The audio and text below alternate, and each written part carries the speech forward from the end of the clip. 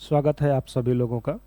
आज हम लोग डिस्कस करेंगे कि किसी भी व्यापार में जो साझेदारी से संबंधित हो, उस साझेदारी व्यापार में जब साझेदारी का पुनर्गठन होता है तो पुनर्गठन के केस में जितनी भी संपत्तियां हैं और जितने भी दायित्व हैं उस व्यापार के, उनके मूल्यों में कहीं न कहीं वृद्धि आएगी या कमी आएगी।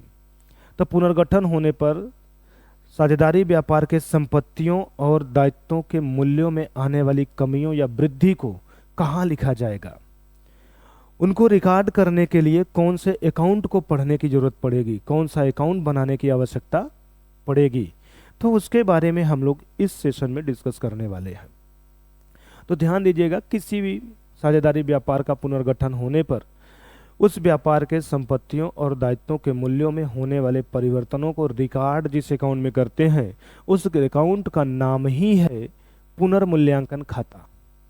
पुनर्मूल्यांकन खाता, जिसको हम लोग रीवैल्यूएशन अकाउंट के नाम से जानते हैं, उसी का दूसरा नाम है लाभांश समायोजन खाता, means profit and loss adjustment account. इस अकाउंट के बारे में हम लोग यहाँ डिस्कस करेंगे कि रीवैल्यूएशन अकाउंट बनाया कैसे जाता है। तो इस अकाउंट को डिस्कस करने से पहले हम ये जान लेते हैं कि रीवैल्यूएशन अकाउंट पर्सनल अकाउंट से रिलेट करेगा, रियल से करेगा या नॉमिनल से करेगा। तो आंसर होगा नॉमिनल अकाउंट से रिलेट करेगा। रीवैल्यूएशन अकाउंट नॉमिनल अकाउंट से रिलेट करता है, मीन्स रीवैल्यूएशन अकाउंट को बनाते समय नॉमिनल अकाउंट के रूल अप्लाई होते हैं। और आप सभी लोग नॉमिनल अकाउंट के रूल के बारे में जानते होंगे। इन केस जो नहीं जानता है तो वो जान ले। नॉमिनल अकाउंट मीन्स नाममात्र खाता, और ये खाता कहता है कि जितने भी व्यय और हानि होंगे उनको डेबिट किया जाएगा। क्या बोला? जितने भी व्यय और हानि मीन्स एक्सपेंस और लॉस को डेबिट करना है। तो देखिए, डेबिट साइड में, ये डेबिट साइड में एक्सपेंस और लॉस को लिख दिया गया। नॉमिनल अकाउंट का नियम कहता है जितने भी व्यय और हानि होंगे उनको डेबिट साइड में लिखा जाएगा। तो इस अकाउंट के डेबिट साइड में हमने उस एक्सपेंस और लॉस को लिख भी दिया। दूसरा कहता है जितना भी आय होगा, प्रॉफिट होगा और प्राप्ति होगा, उसको क्रेडिट साइड में लिखा जाएगा। मीन्स इनकम प्रॉफिट गेन को क्रेडिट साइड में लिखा जाएगा। तो इस रीवैल्यूएशन अकाउंट के क्रेडिट साइड में इनकम प्रॉफिट गेन को भी लिख दिया गया। तो कहने का मतलब, रीवैल्यूएशन अकाउंट अगर बनाना है तो आपको यही देखना है कि संपत्तियों के मूल्य में वृद्धि या कमी और दायित्वों के मूल्य में कमी या वृद्धि होने की वजह से क्या हो रहा है। जो हो रहा है उसी घटना को ला करके इस अकाउंट में दिखा दीजिए तो ये अकाउंट बन के तैयार हो जाएगा। छोटा सा एग्जाम्पल लेते हैं कि व्यापार जब शुरू किया गया था, जिस समय व्यापार शुरू किया गया उस समय व्यापार में जो संपत्ति थी, किसी एक ही संपत्ति का एग्जाम्पल लेके चलते हैं कि व्यापार के पास एक बिल्डिंग था। जब शुरू किया गया था तब वो 2 लाख रुपए की थी। जब व्यापार को शुरू किया गया था तब संपत्ति व्यापार में 2 लाख रुपए की थी। और 2 साल 3 साल बाद जब भी साझेदारी फर्म का पुनर्गठन हुआ, उस समय उसी संपत्ति का मूल्य निकाला गया तो पता लगा उस संपत्ति का मूल्य 4,50,000 रुपया हो गया। तो हम कहेंगे कि जब संपत्ति का पुनर्मूल्यांकन किया गया तो उस समय उसका मूल्य 4,50,000 है, जबकि उसको खरीदा गया था 2 लाख रुपए में। इसका मतलब संपत्ति के मूल्य में 2.5 लाख रुपए की वृद्धि हो गई। और आप अपने ऊपर प्रैक्टिकली लेकर के सोचिए कि आपके पास कोई संपत्ति हो और वो संपत्ति 2 लाख की हो और बाद में चल के वही संपत्ति 4.5 लाख रुपए की हो जाए, तो आपका फायदा होगा कि घाटा होगा? तो उत्तर मिलेगा फायदा होगा। क्या होगा? फायदा होगा।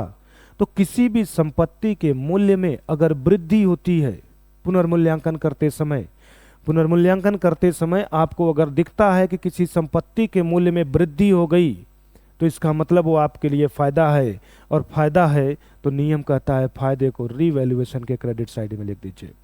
तो आप रीवैल्यूएशन अकाउंट बनाते समय क्रेडिट साइड में लिखेंगे बाई उस संपत्ति का नाम लिखिएगा जिसके मूल्य में वृद्धि हुई है।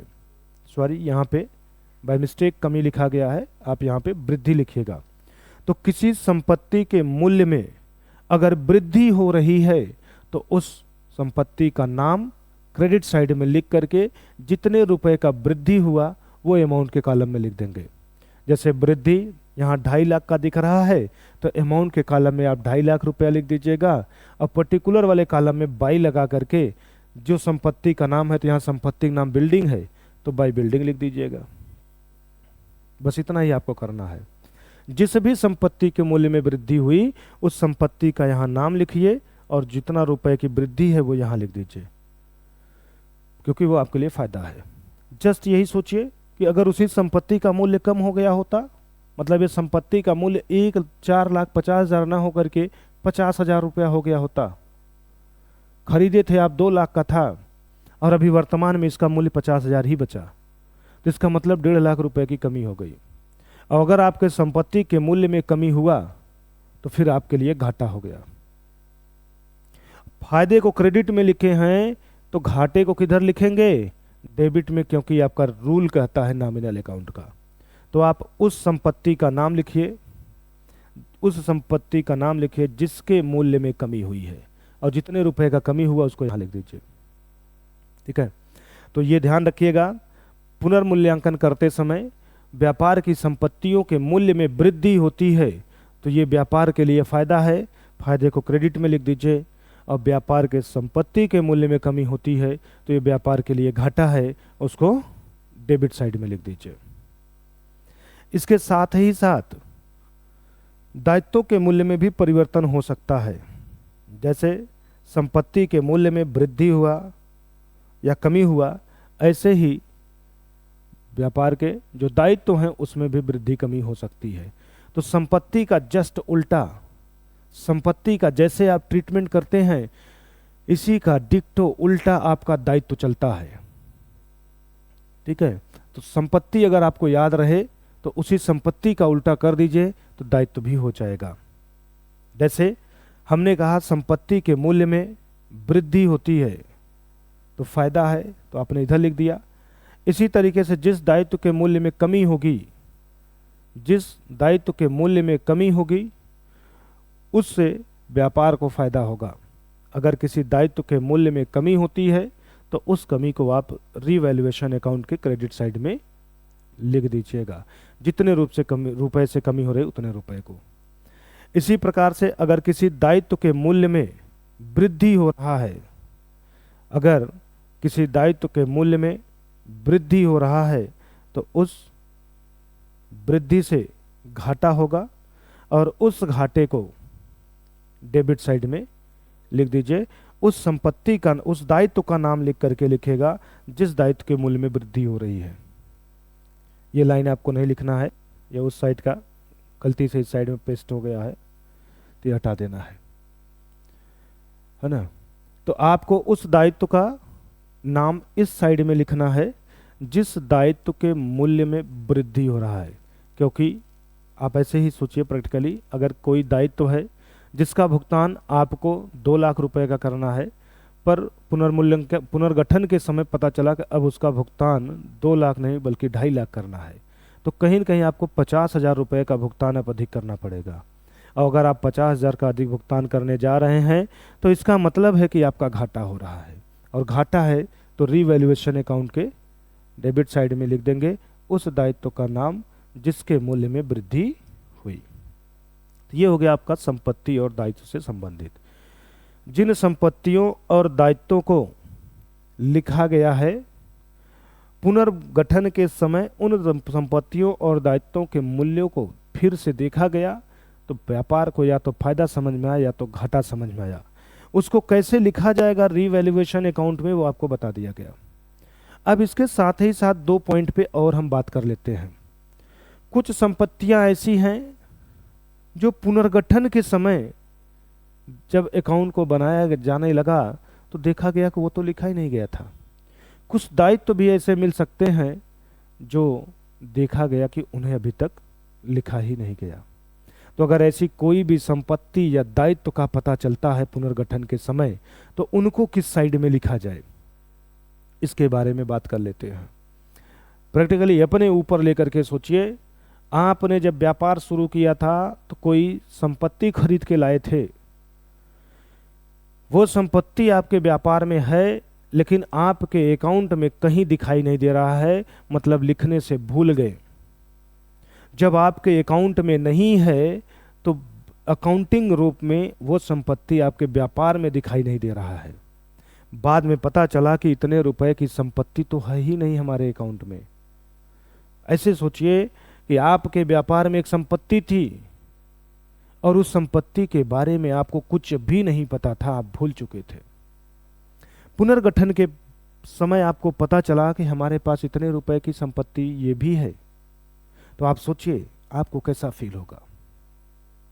आपको कहीं न कहीं लगेगा कि मैं तो और अमीर हो गया, मेरे पास तो इतने रुपए की और भी प्रॉपर्टी आ गई। मतलब एक तरीके से कह सकते हैं कि आपको फायदा हो गया, है ना।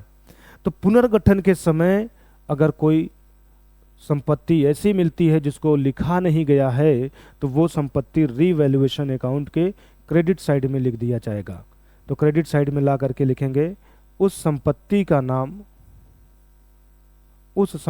का नाम जिसको बुक में लिखा न गया हो।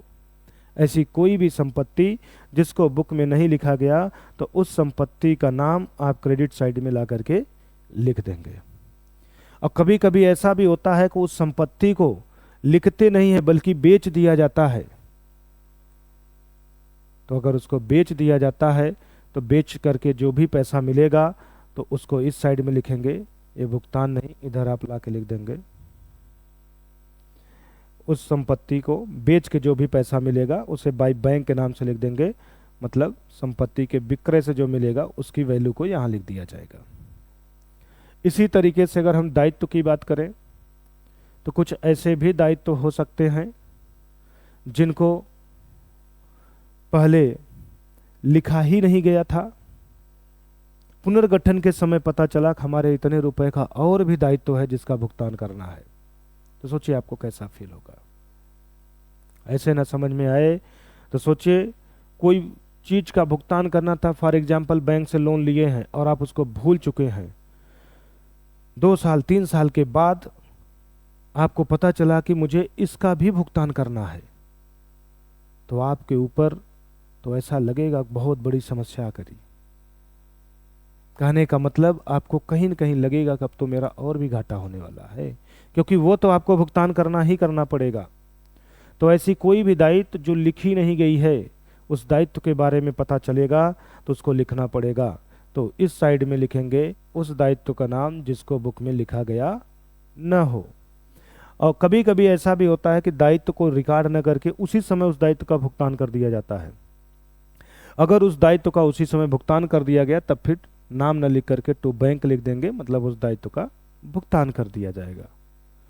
इतना किया जाता है रीवैल्यूएशन अकाउंट के अंतर्गत।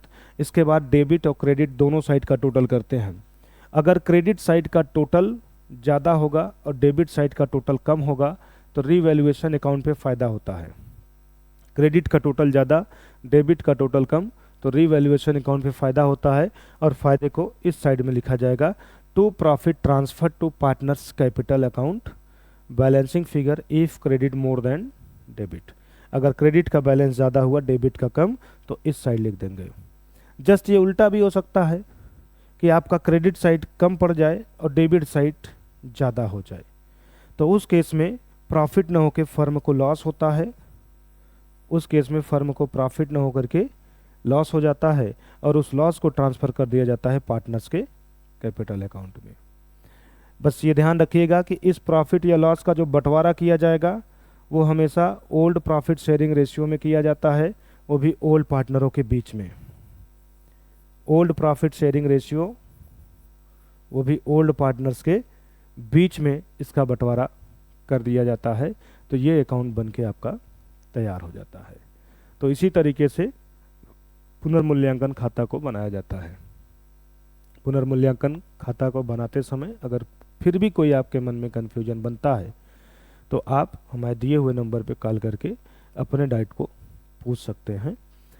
और ये जितना कॉन्सेप्ट आपको बताया गया, अगर इतना कॉन्सेप्ट आपका तैयार हो गया तो रीवैल्यूएशन अकाउंट मीन्स पुनर्मूल्यांकन खाता बनाने में आपको किसी भी प्रकार की कोई दिक्कत नहीं होगी। तो इसको आप लोग नोट कर लीजिए और इससे कोई रिलेटेड जो भी क्वेश्चन है उसकी प्रैक्टिस कर लीजिए। प्रैक्टिस करने में अगर कोई प्रॉब्लम आती है तो फिर आप हमारे नंबर पे कॉल करके पूछ सकते हैं। हाँ, इस अकाउंट को बनाते समय बस इतना ही ध्यान दीजिएगा कि इस खाते में वही संपत्ति वही दायित्व लेकर के आइएगा जिन संपत्तियों और दायित्वों के मूल्य में पुनर्गठन के समय वृद्धि या कमी हो रही हो। और ये सूचनाएं मिलती कहाँ हैं? तो ज़्यादातर आप जब प्रश्न सॉल्व करेंगे तो प्रश्न के दिए हुए आर्थिक चिट्ठे के बाहर संपत्तियों और दायित्वों के पुनर्मूल्यांकन से संबंधित सूचनाएं आपको मिलेंगी। तो उसी की सहायता से आप इस खाते को बनाने का प्रयास करिएगा। तो चलिए इसको आप लोग नोट करें, बाकी मिलते हैं नेक्स्ट सेशन में कुछ नए कॉन्सेप्ट के साथ।